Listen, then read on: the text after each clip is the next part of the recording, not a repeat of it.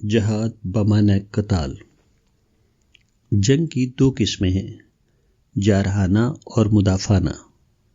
مثلاً غزوہ احد 3 ہجری کے موقع پر اہل مکہ نے 300 میل آ کر مدینے پر حملہ کیا۔ اس وقت رسول اللہ صلی اللہ علیہ وآلہ وسلم نے اپنے ساتھیوں کو لے کر اہل مکہ کا مقابلہ کیا۔ اس مثال میں اہل مکہ کا اقدام جارحانہ تھا اور رسول اور اصحاب رسول کا اقدام مدافعانہ۔ اسلام میں مخصوص شرائط کے تحت صرف مدافعانہ جنگ کی اجازت ہے۔ جارحانہ جنگ اسلام میں جائز نہیں۔ البتہ اگر کوئی فریق جارحیت کا آغاز کر دے تو اس کے بعد جارحانہ اور مدافعانہ کا فرق ختم ہو جاتا ہے۔ اب فریق ثانی کے مخالفانہ عزائم کو توڑنے کے لیے اقدامی حملہ بھی حسب حالات جائز ہوگا۔ اسی طرح اگر کسی مبینہ دشمن کے متعلق معلوم ہو کہ وہ تیاری کر رہا ہے اور وہ بہت جلد حملہ کرنے والا ہے تو ایسی صورت میں پیشگی اقدام جائز ہوگا اور وہ با اعتبار حقیقت دفاعی سمجھا جائے گا۔ جنگ کے بارے میں اسلام کا یہ اصول قرآن کی متعدد آیتوں سے ثابت ہے۔ مثلاً سورہ توبہ آیت نمبر 13 میں مسلمانوں کو مشرک قوم کے ساتھ جنگ کا حکم دیا گیا ہے اور اس کا سبب یہ بتایا گیا ہے کہ وہی ہیں جنہوں نے پہلے جنگ کا آغاز کیا۔ اسی طرح دوسری جگہ مشرکوں سے جنگ کا حکم دیتے ہوئے یہ کہا گیا ہے کہ اللہ کے راستے میں ان لوگوں سے جنگ کرو جو تم سے جنگ کرتے ہیں، وَقَاتِلُوا فِي سَبِيلِ اللَّهِ الَّذِينَ يُقَاتِلُونَكُمْ سورہ بقرہ آیت نمبر 190۔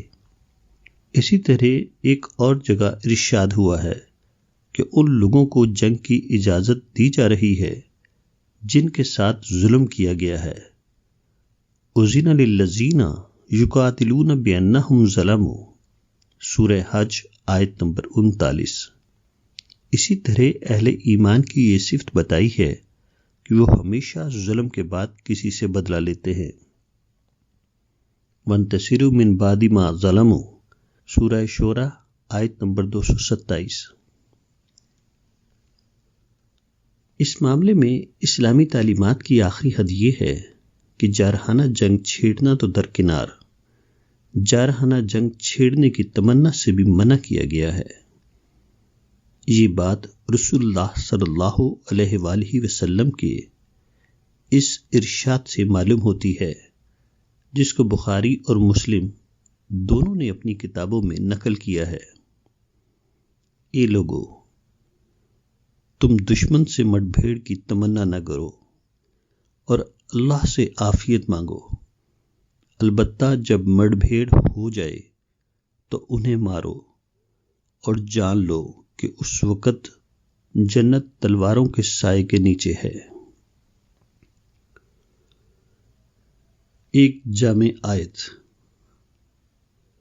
قرآن میں ارشاد ہوا ہے، اے ایمان والو، رکوع کرو اور سجدہ کرو اور اپنے رب کی عبادت کرو اور بھلائی کے کام کرو تاکہ تم کامیاب ہو، اور تم اللہ کی راہ میں جہاد کرو جیسا کہ جہاد کرنے کا حق ہے۔ اسی نے تم کو چنا ہے اور اس نے دین کے معاملے میں تم پر کوئی تنگی نہیں رکھی۔ تمہارے باپ ابراہیم کا دین اس نے تمہارا نام مسلم رکھا۔ اس سے پہلے اور اس قرآن میں بھی،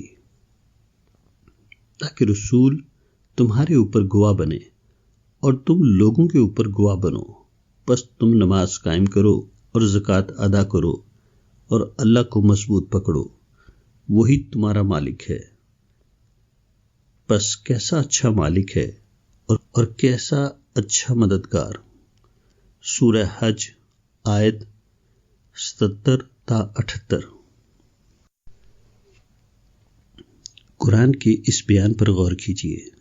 اس میں اہل ایمان کے لیے 4 قسم کی چیزوں کا حکم دیا گیا ہے: خدا کی عبادت، عمل خیر، اتحاد اور شہادت علی الناس۔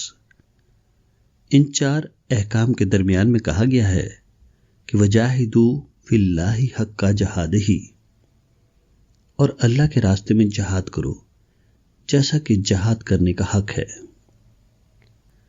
ان الفاظ اور اس ترتیب پر غور کرنے سے معلوم ہوتا ہے کہ جہاد کا تعلق ان 4 احکام سے ہے۔ ان 4 احکام پر اپنے آپ کو کھڑا کرنے کے لیے مجاہدہ درکار ہے۔ اس کے لیے نفس کی خواہشوں کو دبانا ہے، اس کے لیے وقت اور مال خرچ کرنا ہے، اس کے لیے لوگوں کی زیادتیوں کو برداشت کرنا ہے، کیونکہ جو شخص لوگوں کی زیادتیوں کو برداشت نہ کرے وہ مشتعل ہو جائے گا، اور مشتعل آدمی اس دنیا میں کبھی کوئی صحیح اور سنجیدہ کام نہیں کر سکتا۔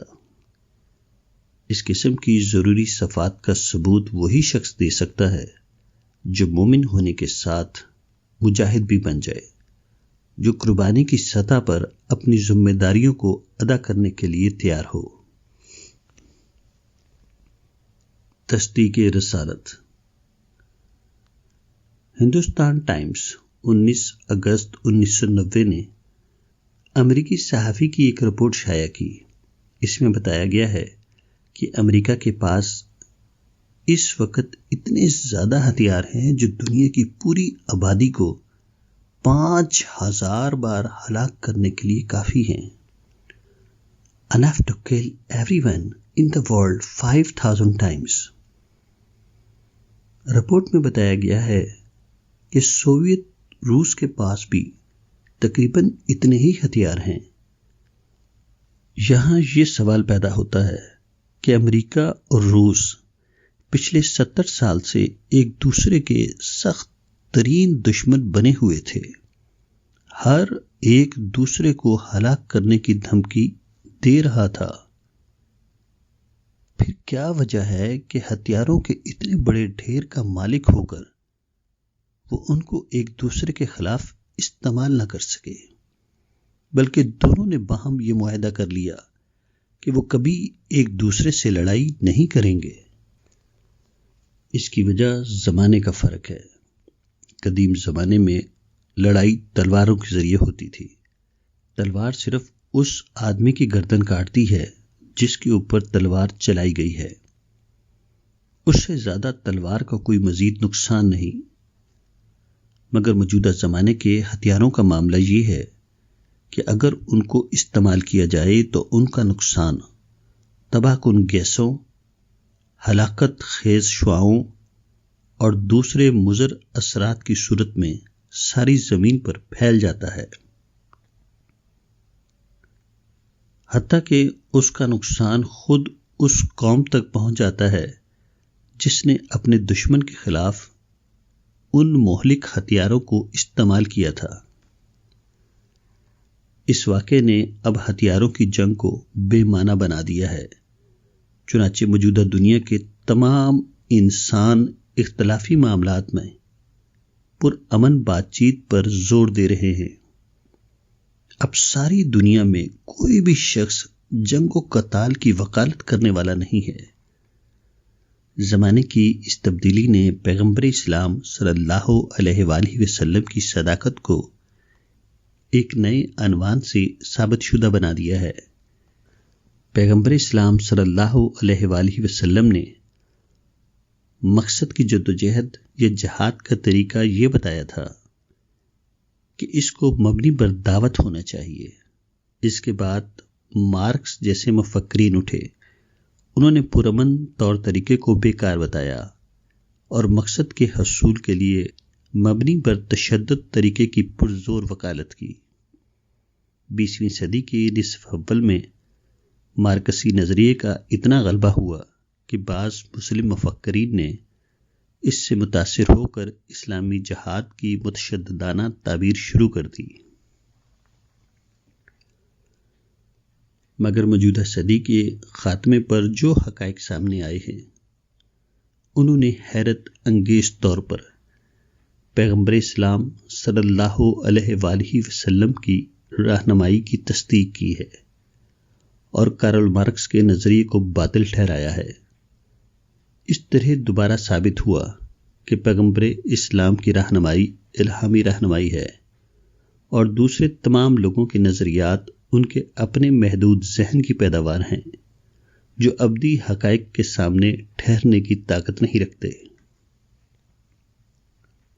پیغمبر اسلام کی صداقت کی یہ کیسی عجیب دلیل ہے کہ آپ کا پیغام زندگی کی تبدیلیوں کے باوجود اپنی صداقت کو مسلسل باقی رکھے ہوئے ہے، جبکہ دوسرے انسانوں کے نظریات بار بار زمانی حقائق سے ٹکرا جاتے ہیں۔ وہ وقتی طور پر اپنی چمک دکھاتے ہیں اور اس کے بعد حرف باطل ثابت ہو کر تاریخ کی الماری میں چلے جاتے ہیں۔